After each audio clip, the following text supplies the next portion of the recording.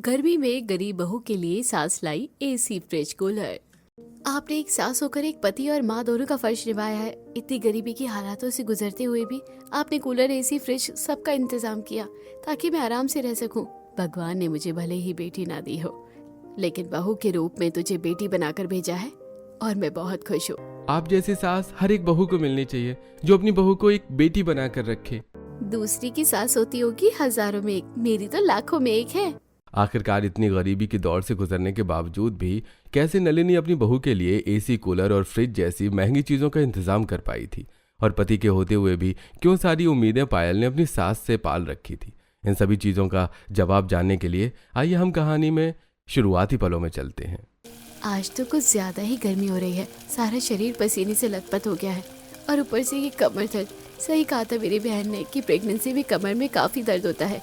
पहले जाकर थोड़ा मुंह धो लेती हूँ, वरना कहीं पसीना खाने में ना टपक जाए।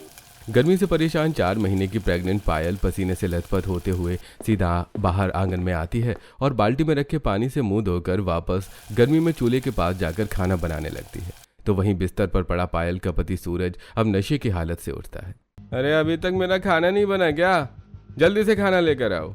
उठ गए आप? हाथ मुंह धो लीजिए, मैं भी खाना लगा देती हूँ। नशे और नींद की हालत में बिना मुंह धोए सूरज खाने के लिए बैठ जाता है। तो वहीं पायल, सब्जी कैसी बनी है? आज मैंने सारे मसाले सिल पर पीस कर डाले हैं। क्या तमाशा लगा रखा है? चैन से खाने देगी या नहीं? ऊपर से इस गर्मी ने और परेशान कर रखा है। वो तो लगेगी ही ना, बाहर का मौसम देखा है, और अब तो ये घर का पंखा भी ठीक से नहीं चलता। बार बार झाड़ू या डंडे से मारकर इसे चलाना पड़ता है। आप एक नया पंखा ले आइए ना, या कूलर। मुझे तो हद से ज्यादा गर्मी लगती है, ठीक से सो भी नहीं पाती। अब क्या कूलर लाने के पैसे तेरा वो मरा हुआ बाप देगा? नहीं है मेरे पास कोई पैसे वगैरह। आपको शर्म आनी चाहिए। मेरी स्वर्गवासी पिता के लिए आप इस तरह की बात कैसे कर सकते हैं? और आप पैसे बचाएंगे तब तो आपके पास पैसे बचेंगे ना। आप तो सारे पैसे दारू पीने में उड़ा देते हो। इसका मतलब तू मुझे चैन से नहीं खाने देगी? सोचा था आज शांति से निकलूंगा घर से, लेकिन नहीं। इतना कहकर सूरज पायल की ऐसी हालत में भी एक जोरदार थप्पड़ मार देता है। तभी पायल की सास नलिनी दुकान से घर का थोड़ा बहुत सामान लेकर आती है, और जब वो ये सब देखती है तो गुस्से से, अरे कीड़े पड़ेंगे तुझ में, अपनी बीवी पर इस तरह कोई हाथ उठाता है क्या? वो भी ऐसी हालत में। अरे उसकी कोख में जो बच्चा है ना, वो तेरा ही है। बस अब इस बुढ़िया की कमी रह गई थी। अरे अपनी भाषण अपने पास रखो और लाओ मुझे पैसे दो। दारू पीने के लिए मेरे पैसे खत्म हो गए हैं। और कल को जब तेरा बच्चा होगा तो कैसे भरेगा उसका पेट? और नहीं है मेरे पास कोई पैसे, निकल जाए यहाँ से। ऐसे कैसे पैसे नहीं है? ये सामान लाने के लिए पैसे थे, लेकिन मेरी दारू के लिए पैसे नहीं है। सूरज नलिनी के हाथ से बटुआ छीनता है और उसमें से जबरदस्ती पैसे लेकर सीधा ठेके पर दारू पीने के लिए चला जाता है। तो वहीं नलिनी अपनी बहू पायल को संभालती है और उसे पीने के लिए पानी देती है। मुझे माफ कर दे, पता नहीं मुझसे ऐसे कौन से पाप हुए थे जो आज मुझे ये सब देखना पड़ रहा है। तू तो जानती है कि शादी से पहले ये बिल्कुल भी ऐसा नहीं था। पता नहीं कहाँ से इतनी गंदी लत लग गई है। माँ जी, आप क्यों माफी मांग रही हो? इसमें ना तो आपकी गलती है और ना ही उनकी कोई गलती है। बार बार गरीबी की ठोकर खाकर इंसान कभी ना कभी तो गलत रास्ता पकड़ ही लेता है। पायल 4 महीने की गर्भवती थी। तो वहीं सूरज इस समय पर काम धंधा करके पैसे कमाने की बजाय दिन रात दारू पीकर इधर से उधर घूमता रहता। तो वहीं नलिनी अपना और अपनी गर्भवती बहू का पेट पालने के लिए लोगों के यहाँ मजदूरी करने लगती है। इसी तरह अब कुछ दिन गुजर जाते हैं। दिन पर दिन गर्मी भी काफी बढ़ती जा रही थी, जिससे अब पायल को रात में सोने में भी काफी दिक्कत होती है। माँ जी, बिल्कुल भी नींद नहीं आ रही है, बस घबराहट, बेचैनी सी हो रही है। जी से घबरा रहा है, ऐसा लग रहा है कि जैसे उल्टी हो जाएगी। इस बाबा आदम जमाने के पंखे से तो फूंक से भी कम हवा निकलती है। जब मेरी यही हालत है तो बहुत तेरी तो मैं समझ सकती हूँ। आज थोड़ी देर बाहर आंगन में चलकर बैठते हैं, ताजी हवा लगेगी तो तुझे अच्छा लगेगा। नलिनी पायल को आंगन में ले जाती है और कुछ देर के लिए दोनों सास बहू बाहर की ठंडी हवा में बैठकर सुकून पाते हैं। इसी तरह अब कुछ दिन गुजर जाते हैं। शाम का वक्त होता है। नलिनी और पायल बाहर आंगन में बैठी होती हैं। तभी वो देखती हैं कि पड़ोस में रहने वाली शांति के घर नया एसी आया है। माँ जी, लगता है ये लोग नया एसी लगवा रहे हैं। अब तो ये लोग एसी की ठंडी ठंडी हवा में सोएंगे। मैंने सुना है कि एसी की ठंडी हवा में बड़ी सुकून भरी नींद आती है। मैं जहाँ काम करती हूँ ना, वहाँ पर भी एसी लगा है। जब भी पोछा लगाती हूँ तो थोड़ी देर एसी के सामने जाकर बैठ जाती हूँ, बड़ा अच्छा सा लगता है। एसी की ठंडी हवा को लेकर दोनों सास बहू के बीच बातें चल ही रही होती हैं कि तभी नलिनी देखती है कि शांति अपने घर से अपना पुराना कूलर बाहर निकालकर आंगन में रख रही है। अब बस कोई कबाड़ी वाला दिख जाए तो उससे ये कूलर बेच दूंगी। अब एसी आ गया है तो घर में कूलर का क्या काम। शांति इतना बोल ही रही होती है कि तभी नलिनी उसकी बातें सुनकर फौरन उसके पास आती है। अरे शांति, तुम अपना कूलर कितने में बेचोगी? इसे तो हो गए हैं 2-3 साल, तो कम से कम 1000-1500 में तो बेचूंगी ही, क्योंकि ये अभी भी काफी अच्छा चलता है। तो ये पैसे मैं तुम्हें दे दूंगी, तुम बस कल तक के लिए ये कूलर अपने पास रख लो। मेरी बहू का तो तुम्हें पता ही है, ऐसी हालत में उसे काफी गर्मी लगती है। कूलर के सामने रहेगी तो थोड़ा सुकून मिलेगा उसे। हम इतने समय से एक दूसरे के पड़ोसी है, इतना तो मैं कर ही सकती हूँ, लेकिन सिर्फ एक ही दिन, उससे ज्यादा नहीं। शांति की बात सुनकर नलिनी काफी खुश होती है और अब वो पायल के पास आकर उसे सारी बात बताती है। बहू, अब तू भी आराम से गर्मी में सोएगी, बस एक दिन की और बात है। अगले दिन नलिनी जल्दी से उठती है और तैयार होकर अपनी मालकिन सौम्या के घर जाती है और अब वो उससे एडवांस के तौर पर 1500 रुपए मांगती है। तुम आजकल कुछ ज्यादा ही एडवांस नहीं मांग रही हो, अब ये तुम्हारी अगले महीने की तनख्वाह से काट लिया जाएगा। लो पकड़ो, अब 2 महीने से पहले आ मत जाना मेरे पास एडवांस लेने। मालकिन, आप नहीं जानती मुझे इन पैसों की कितनी जरूरत है। नलिनी उन पैसों को लेकर खुशी खुशी घर आ रही होती है तो वहीं रास्ते में सूरज। दारू वाले ने भी दारू देने से मना कर दिया, ऊपर से 10,000 का बिल भी बना दिया है। बिना दारू के तो दिन काटेगा नहीं, अब क्या करूं। सूरज शराब के पैसों के लिए काफी ज्यादा परेशान हो रहा था कि तभी उसे सामने रास्ते से आती अपनी माँ दिखती है, जिसे देखकर सूरज अपनी माँ के पास आता है। अरे कैसी हो माँ, बड़ी दिनों बाद दिख रही हो और आज इतनी खुश लग रही हो, लगता है तनख्वाह मिल गई है। दो मुझे भी कुछ पैसे। तनख्वाह नहीं मिली है मुझे, और ना ही मेरे पास तेरी शराब के लिए पैसा है, समझा? अब जा यहाँ से। अरे अब अपने बेटे से भी झूठ बोलोगी? इतना कहकर सूरज अपनी माँ के पास से वो 1500 रुपए लेकर वहां से चला जाता है और बेचारी नलिनी कुछ नहीं कर पाती। घर आकर नलिनी अपनी बहू के सामने रोती है। मुझे माफ कर दे, सोचा था आज मैं तेरे लिए कूलर ले आऊंगी, लेकिन नहीं ला सकी।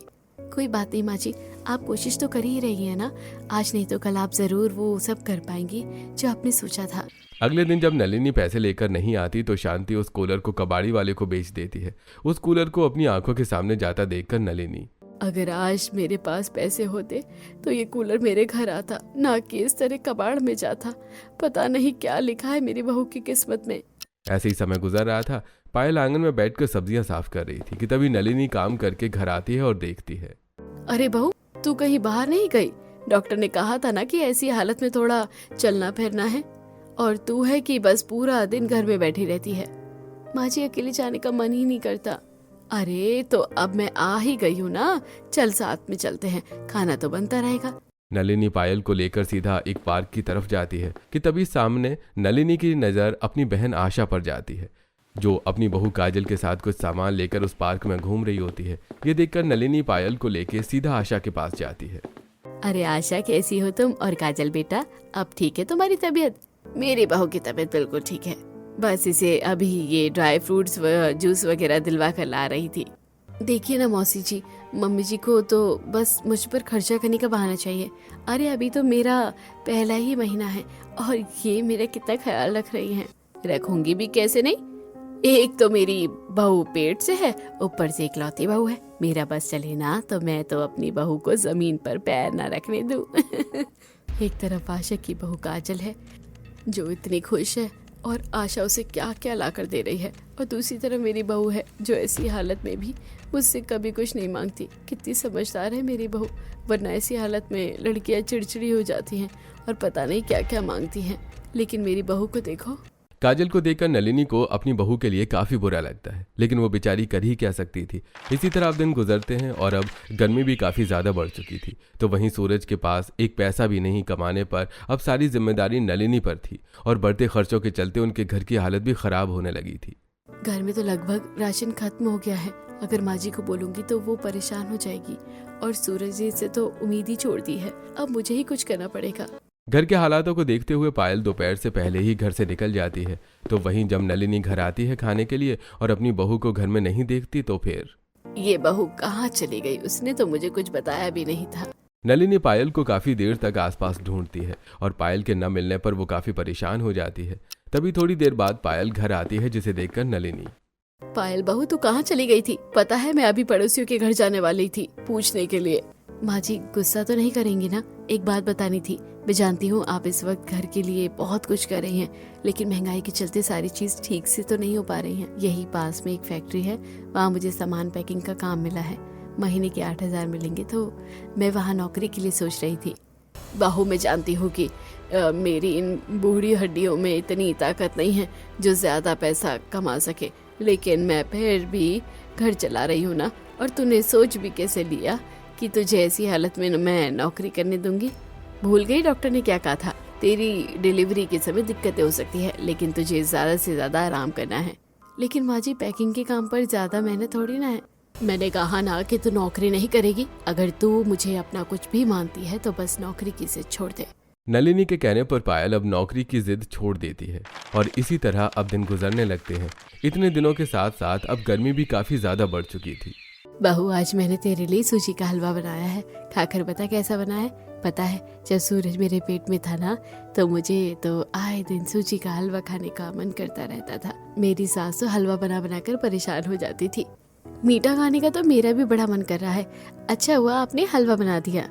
पायल जैसे ही हलवे का पहला निवाला खाती है तो गर्मी की वजह से उसका जी घबराने लगता है और वो फौरन उल्टी कर देती है। जल्दी से पानी दीजिए, दिल बहुत घबरा रहा है। और ठंडा पानी दीजिएगा। मटके का पानी तो खत्म हो गया है और बाल्टी में भी पानी नहीं है। मैं अभी पड़ोसी से पानी लेकर आती हूँ। नलिनी जल्दी से अपनी पड़ोसन श्रुति के घर आती है और जब वो उसे एक बोतल ठंडा पानी मांगती है तो ये लो, लेकिन आए दिन का नहीं चलेगा। बार बार आ जाती हो पानी लेने के लिए। अरे ये फ्रिज हमने अपने लिए लिया था, ना कि पड़ोसियों के लिए। श्रुति की ऐसी बातें सुनकर नलिनी को काफी बुरा लगता है। तो वहीं जब नलिनी पायल को पानी लाकर देती है तो उसे पीकर पायल थोड़ी रिलैक्स होती है। मुझे ठंडा पानी नहीं मांगना चाहिए था। मैं जानती हूँ श्रुति ने फिर आपको ताने दिए होंगे, लेकिन उस वक्त हालात काफी खराब हो गई थी। क्या करती मैं? नलिनी इस वक्त अपने आप को काफी ज्यादा बेबस महसूस कर रही थी। वो अपनी बहू के लिए ठंडा पानी का इंतजाम तक नहीं कर पा रही थी। तो वहीं हर रोज उस मरे हुए पंखे को डंडे और झाड़ू से चला चलाकर नलिनी काफी परेशान हो गई थी। और आज जब वो पंखा देखने के लिए दुकान से एक लड़के को बुलाती है तो बेटा देख लो ना, क्या पता सही हो जाए। आंटी, ये 25 साल पुराना पंखा है और कितने साल चलाओगे इसे?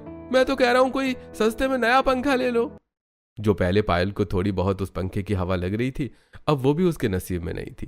इसी तरह अब 2-4 दिन गुजर जाते हैं। काम से घर लौटते हुए रास्ते में नलिनी को एक नौकरी का पर्चा मिलता है, जिसे देखकर नलिनी, कंपनी तो यहीं पास में है और काफी बड़ी है।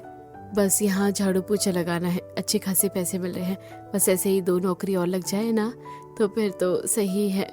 नलिनी अब उस कंपनी में नौकरी के लिए जाती है और उसे झाड़ू पोछे की नौकरी मिल जाती है। तो वहीं आज जब हफ्ते बाद सूरज घर आता है तो नलिनी उससे बात करती है। कब तक शराब में खुद को डुबो देगा? अरे तेरी पत्नी पेट से है और कुछ महीनों बाद उसकी डिलीवरी हो जाएगी। 6ठा महीना लगने को आ गया है। उसका कुछ तो ख्याल रख। घर में कदम रखता नहीं है कि आप लोगों की ये चेचे पे शुरू हो जाती है। तुझसे बोलना ही बेकार है। तू इस घर में आता ही क्यों है? बाहर क्यों नहीं रहता? तुझे देखकर मेरा खून खौल उठता है। नलिनी अपने बेटे को भर भर कर सुनाने लगती है। और अब ऐसे ही कुछ दिन गुजर जाते हैं। हर रोज की तरह नलिनी ऑफिस में झाड़ू लगा रही होती है कि तभी वो देखती है, इस फ्रिज को ले जाकर मैं नीचे रखवा देते हैं। थोड़ी देर में वो आदमी आएगा और उसे ले जाएगा और नया फ्रिज दोपहर तक इंस्टॉल हो जाएगा। ऑफिस वाली किचन में रखे पुराने फ्रिज को निकाल कर नया बड़ा फ्रिज इंस्टॉल कर रहे होते हैं। जब नलिनी ये देखती है तो ये फ्रिज तो बिल्कुल अच्छे से काम करता है। आप इसे बेच रहे हैं क्या? हमें बड़ा फ्रिज चाहिए और ये काफी छोटा है। तो इसे मैं ले जा सकती हूँ क्या? इसकी जो पैसे आप मेरी तनख्वाह से काट लीजिएगा। मेरी बहू पेट से है और गर्मी से उसकी हालत खराब रहती है। फ्रिज का ठंडा पानी पिएगी तो थोड़ा सुकून रहेगा। हमें कोई दिक्कत नहीं है। मैं लड़का भेजकर इसे आपके घर पर रखवा देता हूँ। अपनी बहू के लिए नलिनी की इतनी फिक्र देखकर आसपास ऑफिस के कुछ फीमेल कलीग, यार ये अपनी बहू के लिए कितना सोच रही है ना। और एक हमारी सास है, काश मुझे भी ऐसी सास मिलती। थोड़ी देर में एक आदमी वो फ्रिज लेकर नलिनी के घर आ जाता है। जिसके बाद अब नलिनी और पायल मिलकर उस फ्रिज की सफाई करते हैं। और जब नलिनी उसे फ्रिज को ऑन करती है तो थोड़ी देर बाद उसमें से काफी ठंडी ठंडी हवा आने लगती है। इसमें से तो बिल्कुल एसी की तरह ठंडी हवा फेंक रहा है। ये तो कुछ नहीं है बहू, जब इसके अंदर का हम ठंडा पानी पियेंगे ना तो और सुकून मिलेगा। नलिनी फ्रिज में ठंडा होने के लिए पानी रख देती है और थोड़ी देर बाद जब पायल फ्रिज का ठंडा पानी पीती है तो अपने घर का ठंडा पानी तो बहुत सुकून दे रहा है। अब तो मैं इसी ठंडे पानी से रोज मुंह धोया करूंगी। पायल को इतना खुश देखकर नलिनी भी काफी ज्यादा खुश होती है और इसी तरह कुछ दिन और गुजर जाते हैं। बिना पंखे के इस गर्मी में पायल का उठना बैठना सोना सब कुछ दुश्वार हो गया था। माँ जी, बहुत ज्यादा बेचैनी हो रही है, बिल्कुल भी नहीं सोया जा रहा, घबराहट होने को लगी है। गर्मी के कारण पायल बार बार करवट बदलने लगती है और अब आखिर में परेशान होकर पायल फ्रिज का दरवाजा खोलकर उसके सामने बैठ जाती है। कितनी ठंडी ठंडी हवा है ना इसकी, सामने से मेरा तो हटने का मन ही नहीं कर रहा था। थोड़ी देर और बैठ जाती हूँ। फ्रिज से निकल रही ठंडी हवा से पायल को थोड़ा सुकून मिल रहा होता है कि तभी अचानक से लाइट चली जाती है, जिससे दोबारा पायल को गर्मी लगने लगती है। तो वहीं अपनी बहू को इतना परेशान देखकर नलिनी, बेचारी मेरी बहू पता नहीं कब तक ये सब बर्दाश्त करती रहेगी। सिर्फ ठंडा पानी पीकर थोड़ी ना इसकी गर्मी कम होगी। ऊपर से हर महीने मेरी तनख्वाह से फ्रिज के भी पैसे कटते रहेंगे, वरना किस्मत पर एक कूलर ही ले लेते। ऐसे ही अब हफ्ता भर बीत जाता है। ऑफिस से काम खत्म करके नलिनी घर लौट रही होती है कि तभी रास्ते में उसे कूलर रिपेयरिंग की दुकान मिलती है। अरे भाई, मैं तो परेशान हो गया हूँ इस कूलर को यहाँ रखे रखे। 4 महीने हो गए लेकिन इसका मालिक अभी तक नहीं आया। मोहन, इसके अंदर से सभी पार्ट्स निकालकर बाकी के इसे कबाड़ी वाले को बेच दो। उस दुकान वाले की बात सुनकर नलिनी अब उसके पास आती है और उस कूलर को देखते हुए, अरे भाई साहब, ये कूलर आप बेच रहे हैं क्या? अरे बेचूंगा नहीं तो और क्या करूं। 4 महीने पहले आया था ये यहाँ और अभी तक इसका मालिक इसे लेने ही नहीं आया। बेफालतू में जगह घेर कर बैठा रहता है, इसलिए इसे आज बेच रहा हूँ। आप इसे कितने का बेचेंगे? कूलर चलता बिल्कुल ठीक है लेकिन थोड़ा छोटा है और पुराना भी हो गया है, तो कम से कम 2000 रुपए तो लूंगा ही। मेरे पास इस वक्त 500 रुपए हैं, आप 500 रख लीजिए, बाकी के पैसे मैं आपको सोमवार तक दे दूंगी। मुझे इस वक्त कूलर की बहुत जरूरत है और मेरे पास इतने पैसे नहीं है कि मैं दुकान से नया कूलर ले सकूं। भगवान के लिए पैसे अपने पास रख लीजिए, मैं अगले सोमवार तक पक्का पूरे पैसे दे दूंगी। ठीक है, लेकिन ज्यादा दिन मत लगाना, सोमवार तक दे जाना पैसे, वरना मंगल को आकर अपने 500 रुपए वापस ले लेना। नलिनी 500 रुपए देकर वो कूलर रखवा तो देती है, लेकिन अब बाकी पैसों के लिए उसे चिंता होने लगती है। मालकिन ने तो 2 महीने से पहले ही पैसे मांगने के लिए मना किया था और अभी तो ऑफिस से भी नहीं मांग सकती। आस पड़ोस में भी कोई नहीं है जो मुझे पैसे दे सके। अब क्या करूं? ऐसे ही 3 दिन गुजर जाते हैं और इसी बात को सोचते हुए नलिनी ऑफिस की तरफ जा रही होती है कि तभी उसे, इसी तरह रोज समय पर आकर झाड़ू लगा देना। यहाँ की हफ्ते में मैं दे दूंगी तुम्हें 2000, ठीक है? आप सड़क पर झाड़ू लगाने के हफ्ते के 2000 देती हो? हाँ, क्यों, तुम्हें भी ये काम करना है क्या? वैसे ये काम है तो सही, 4-5 दिन काम करके 2000 मिल जाएंगे तो मैं उस कूलर वाले को दे दूंगी और फिर मेरी बहू आराम से उस कूलर की ठंडी हवा में सोएगी। अरे कुछ भी बोलेगी या यहीं खड़ी रहेगी? बस मुझे करना है ये काम, ठीक है? सुबह 5 से 8 बजे के बीच तुम्हें उस चौराहे वाली सड़क पर अच्छे से झाड़ू लगानी है और आसपास की गलियों को भी अच्छे से साफ रखना है। अगले दिन होते ही नलिनी सुबह सुबह उठती है और अपनी बहू से मंदिर जाने का बहाना करके सड़कों और गलियों पर झाड़ू लगाने लगती है। तकरीबन 4 से 5 दिन झाड़ू लगाने के बाद आज नलिनी को उसके 2000 रुपए मिल जाते हैं, जिसे लेकर वो सीधा उस कूलर वाले के पास जाती है। अरे एक दिन लेट आई हो लेकिन कोई बात नहीं, ये लो अपना कूलर। दुकान पर काम कर रहे मोहन की मदद से वो कूलर सीधा घर लेकर आ जाती है और देखती है कि उसकी बहू इस वक्त सो रही है। अच्छा है, बहू सो रही है, उसके उठने से पहले कूलर में पानी भर के चला देती हूँ। अब नलिनी जल्दी से कूलर का ढक्कन खोलती है और उसके अंदर पानी डालकर बटन चालू कर देती है, जिससे अब कूलर के अंदर से ठंडी ठंडी हवा निकलने लगती है। तो वहीं पसीने से लथपथ होकर सो रही पायल को जब एकदम से ठंडी ठंडी हवा महसूस होने लगती है तो, अरे ये अचानक से इतनी ठंडी ठंडी हवा कहाँ से लग रही है? मुझे ऐसा लग रहा है कि किसी ने कूलर चालू कर दिया है। नींद में काफी अच्छा लगने लगता है। तो वहीं पायल जैसे ही आंख खोलकर उठती है तो देखती है कि सच में उसके पीछे कूलर है, जिसमें से वही ठंडी ठंडी हवा आ रही है। तो वहीं उस कूलर के बगल में उसकी सास नलिनी बैठी है, जिसे देखकर पायल, इसका मतलब ये कूलर आप लेकर आई हैं? हाँ, मैं तेरे लिए लेकर आई हूँ। तो गर्मी में ठीक से सो नहीं पाती थी ना, इसलिए अब तुझे सुकून की नींद आएगी। माँ जी, आप कितनी अच्छी है, कितना ख्याल रखती हैं।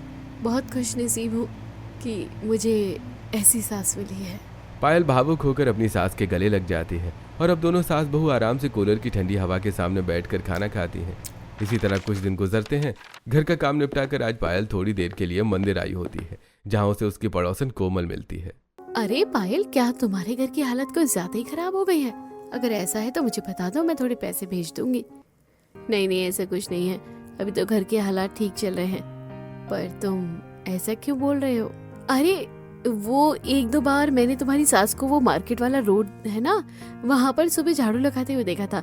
मुझे लगा कि ज्यादा हालत खराब हो गई होगी। क्या माँ जी सड़क पर झाड़ू लगा रही थी? कोमल की बात सुनकर पायल के होश उड़ जाते हैं, जिसके बाद अब पायल जल्दी से घर आती है।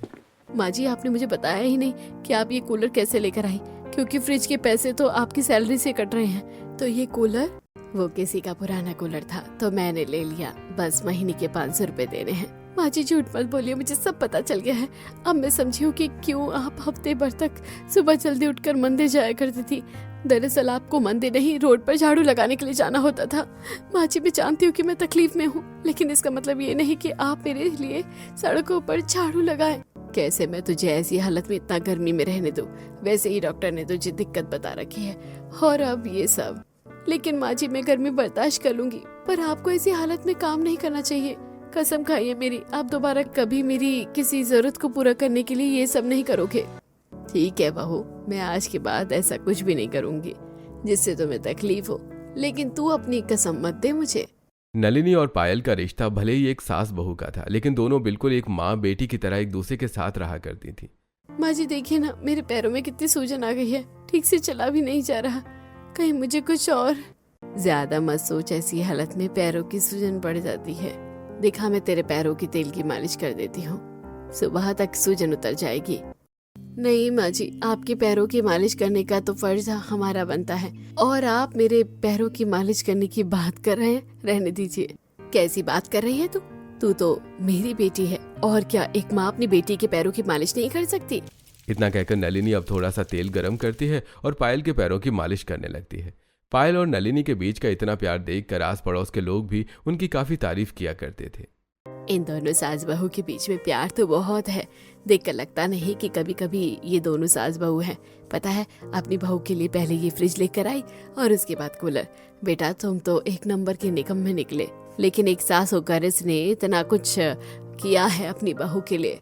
मेरे घर में तो आए दिन इनकी ही बातें चलती रहती हैं। दोनों सास बहू की जोड़ी काफी बढ़िया है।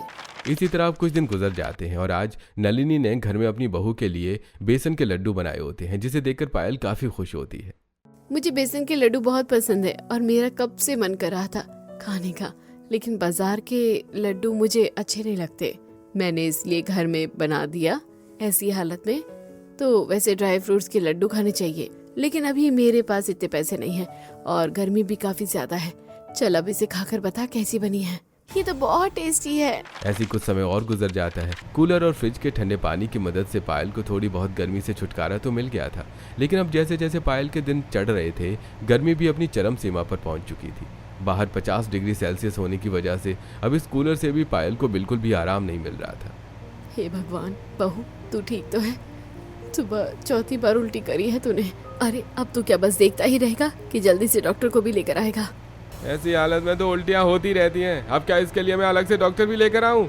निकल जा मेरी आंखों के सामने से, वरना एक माँ के हाथों अपनी औलाद का खून होता हुआ अच्छा नहीं लगेगा। नफरत सी होने लग गई है मुझे तेरी हरकतों से। अपनी माँ की बात सुनकर सूरज वहाँ से गुस्से से चला जाता है। तो वहीं अगले दिन नलिनी पायल को डॉक्टर के पास लेकर जाती है। अब तो पीने के लिए घर में ठंडा पानी और हवा के लिए कूलर, तो क्यों मेरी बहू की हालत ऐसी हो रही है? आप देख रही हैं कि मैंने अपने छोटे से केबिन में 2 एसी लगा रखे हैं। बाहर टेम्परेचर देखा है आपने कितना ज्यादा बढ़ गया है। ऐसी हालत में तो इन्हें एसी में ही रहना पड़ेगा। जिसने कूलर और फ्रिज का इंतजाम इतनी मुश्किल से किया हो, अब उसके लिए एसी का इंतजाम करना बिल्कुल नामुमकिन सा हो गया था। लेकिन फिर भी नलिनी कोशिश में लगी थी और अब वो इतने सारे कामों के साथ साथ बच्चों के प्ले स्कूल में खाना बनाने का काम भी शुरू कर देती है, जिससे अब उसकी तबीयत भी खराब होने लगती है। मेरी सास कितनी मेहनत कर रही है। हे भगवान, अब आप अपना चमत्कार दिखाओ। कब तक ये सब मेरी सास अकेले ही करती रहेगी? अब जो पायल भगवान से मांग रही थी शायद उसे मिलने वाला था। नलिनी जिस स्कूल में खाना बनाने का काम करती थी, उस स्कूल के बगल में एक बिजली का ट्रांसफार्मर भी था, जिसमें आज वायरिंग में दिक्कत आने की वजह से गंभीर आग लग गई थी और वो बच्चों के स्कूल तक पहुंच जाती है। सभी टीचर स्टाफ जल्द से जल्द बच्चों के साथ स्कूल खाली करके बाहर आ जाते हैं, लेकिन तभी एक रोहिणी नाम की टीचर। सारे बच्चे तो हैं, लेकिन ये अंकुर कहाँ है? बच्चों, किसी ने अंकुर को देखा है क्या? टीचर, अंकुर तो वॉशरूम के लिए गया था। हम भी उसे काफी टाइम से ढूंढ रहे हैं, लेकिन वो कहीं नहीं दिख रहा। उसे मैंने भी ऊपर वाले वॉशरूम की तरफ जाते हुए देखा था। आग तो बढ़ती जा रही है। अरे कोई जाकर बच्चे को बचाओ। सभी काफी ज्यादा परेशान हो रहे होते हैं। तो वहीं अब ज्यादा न सोचते हुए नलिनी सीधा स्कूल की तरफ जाती है और अब जल्दी से सीढ़ियां चढ़ते हुए वॉशरूम की तरफ भागती है और देखती है कि वो अंकुर नाम का बच्चा वहीं बेहोश पड़ा है, जिसे देखकर नलिनी उसे अपने आंचल में छुपाकर बाहर ले आती है। तो वहीं अब स्कूल के बाहर अंकुर के माँ बाप भी फौरन आ जाते हैं और अपने बेहोश बच्चे को देखकर जल्दी से उसे अस्पताल लेकर जा रहे होते हैं। मेरे बच्चे को कुछ भी हुआ ना, मैं आपके स्कूल को छोड़ूंगा नहीं। संदीप संगीता जल्दी से अंकुर को अस्पताल लेकर जाते हैं और अब थोड़ी देर बाद अंकुर को होश आ जाता है। शुक्र है भगवान का, मेरे बच्चे को कुछ नहीं हुआ, वरना मैं आपके स्कूल को बंद करवा देता। सर, लेकिन हमारी भी कोई गलती नहीं है। ट्रांसफॉर्म में कुछ वायरिंग प्रॉब्लम की वजह से आग लगी है, लेकिन अब हम इस स्कूल में अपने बच्चों को नहीं पढ़ाएंगे। और बच्चे की जान किसने बचाई? क्योंकि आप सब लोग तो बाहर थे, शायद कोई भी औरत उसे लेकर आई थी बाहर। वो स्कूल में खाना बनाती है, वही बूढ़ी अंकुर को बचाकर बाहर लेकर आई है, लेकिन पता नहीं फिर वो कहाँ चली गई। फिर कहाँ चली गई से क्या मतलब है? उस औरत ने हमारे बच्चे की जान बचाई है, मुझे जल्दी से उस औरत के घर का पता दीजिए। रोहिणी संदीप और संगीता को नलिनी के घर का पता देती है, जिसके बाद जब वो दोनों उस पते पर पहुंचते हैं तो देखते हैं कि नलिनी की बहू पायल अपने सास के जले हाथ पर मरहम लगा रही है। माँ जी, जलन हो रही होगी ना? बहू तो तू दुखी हो रही है, लेकिन मैं क्या करती, उस बच्चे को देख मुझसे रहा नहीं गया। पता है कितना मासूम बच्चा था, अगर थोड़ी देर और हो जाती तो कोई बड़ी अनहोनी हो सकती थी। नलिनी की ऐसी बातें सुनकर संगीता और प्रदीप काफी ज्यादा भावुक हो जाते हैं। आपका बहुत बहुत शुक्रिया, मैं उसी बच्चे की माँ हूँ। आपने मेरे बच्चे की जान बचाकर मेरी दुनिया बचा ली। आप ये कैसी बातें कर रही हैं? मैं भी तो एक माँ हूँ, तो एक माँ का दुख तो समझ सकती हो। वैसे अब वो बच्चा कैसा है, ठीक तो है ना? मेरा बेटा बिल्कुल ठीक है, लेकिन आपकी बहू मुझे ठीक नहीं लग रही है। उनके हाथ पैरों पर कितने ज्यादा दाने हैं, ऐसी हालत में ऐसी चीज ठीक नहीं होती शरीर के लिए। संगीता के पूछने पर नलिनी अब उन्हें अपने घर के हालातों के बारे में बताती है, जिससे उन दोनों को भी काफी बुरा लगता है। और अब वो उनके घर से निकलकर एक बड़ी सी एसी की शॉप में जाते हैं, जहां से वो उनके लिए एक अच्छा सा एसी लेकर आते हैं, जिसे नलिनी और पायल ये सब देखती है। इसकी क्या जरूरत थी? मैंने अंकुर को अपना पोता समझकर उसकी जान बचाई है। मुझे उसकी जान बचाने के बदले ये नहीं चाहिए। आप गलत समझ रहे हैं। मैं तो एक माँ हूँ, तो पायल का दुख समझ सकती हूँ। मैंने तो बस पायल के होने वाले बच्चे के लिए किया है, ताकि उसे ज्यादा तकलीफ ना हो गर्मी में। वैसे अंकुर के मुंह से कई बार सुना था कि जो अंकुर के स्कूल में खाना बनाती है वो काफी बढ़िया खाना बनाती है, और अब वो तो आप ही हैं। इसलिए मैं सोच रहा था कि आप मेरे कंपनी में एम्प्लॉय के लिए खाना बनाएं, जिससे आपकी अर्निंग भी अच्छी होगी और घर के हालात भी सुधर जाएंगे। अरे क्यों नहीं, मैं तो बस अपनी बहू को हर खुशियाँ देना चाहती हूँ, चाहे इसके लिए मुझे कितनी देर मेहनत क्यों न करनी पड़े। अपनी सास की बातें सुनकर पायल की आंखें भर आती हैं और अब वो भावुक होकर, आप इतनी मेहनत करके मेरे लिए सबसे पहले फ्रिज लाई और कूलर लाई, फिर कूलर, और अब आपकी वजह से ये एसी भी आया है। जो चीज सूरज को करनी चाहिए थी वो चीज आपने मेरे लिए की है। मैं तो चाहकर भी आपका ये एहसान नहीं भूल पाऊंगी। मेरे हालातों को देखते हुए आप गर्मी में मेरे लिए वो हर चीज लाए जो नामुमकिन थी, और एक माँ अपनी औलाद को परेशानी में देखते हुए उसके लिए कुछ भी नहीं कर सकती। एक माँ और बेटे का प्यार तो मैंने देखा था, लेकिन एक सास और बहू के बीच का इतना गहरा रिश्ता और प्यार मैं पहली बार देख रहा हूँ। नलिनी अब सारे छोटे मोटे काम छोड़कर संदीप की कंपनी में उसके एम्प्लॉयज के लिए खाना बनाती है, जिससे वो काफी अच्छे पैसे कमा लेती है। इसी तरह दिन गुजरते हैं और पायल की डिलीवरी का समय आ जाता है, जहां वो एक साथ 2 जुड़वा बच्चों को जन्म देती है, जिससे कि खुशी का तो कोई ठिकाना ही नहीं रहता कि तभी वहां सूरज भी आ जाता है। लेकिन इससे पहले सूरज बच्चों को छुए नलिनी उसका हाथ पकड़ लेती है। कोई जरूरत नहीं है इन बच्चों को हाथ लगाने की, इन पर तेरा कोई हक नहीं बनता है। ये आप कैसी बातें कर रही हैं? इनका बाप हूँ मैं, सबसे पहले तो हक इन पर मेरा ही बनता है। अच्छा, अब याद आया आपको कि आप एक बाप भी हैं? तब तो याद नहीं आया जब मैं गर्मी से परेशान रहती थी, सो नहीं पाती थी, उल्टियाँ करती थी, मरने जैसी हालत हो गई थी मेरी। ऐसी हालत में मुझे छोड़कर दिन रात बस पीते थे। एक माँ जी थी जिन्होंने एक माँ बनकर मेरा ख्याल रखा। इतने बुढ़ापे में भी उन्होंने काम किया और मेरे लिए कूलर, एसी, फ्रिज सब कुछ लेकर आई। जो आपका फर्ज ये वो माँ जी ने निभाया। अब तू एक बाप होने का हक खो चुका है। निकल जा हमारी जिंदगी से, कभी वापस मत आना। नलिनी के मुंह से ऐसी बातें सुनकर आज सूरज को अपने किए पर पछतावा होता है और वो हाथ जोड़कर माफी मांगने लगता है। मुझे माफ कर दीजिए, मुझसे सच में बहुत बड़ी गलती हो गई। मुझे एक मौका दीजिए बस अपनी गलती सुधारने का। तो इसके लिए आपको नया नशा मुक्ति केंद्र जाना पड़ेगा। जब तक आप अपनी ये पुरानी आदतें छोड़ नहीं देते तब तक आपका हम पर और इन बच्चों पर कोई हक नहीं है। सूरज अब हर हाल में अपने परिवार के साथ रहना चाहता था, इसलिए वो नशा मुक्ति केंद्र जाने के लिए तैयार हो जाता है और वहाँ कुछ महीने रहकर सूरज पूरी तरह से बदल जाता है और अब अपनी माँ, बच्चों और बीवी के लिए दिन रात मेहनत करके उनका ख्याल रखता है और अब पूरा परिवार एक साथ हंसी खुशी रहता है।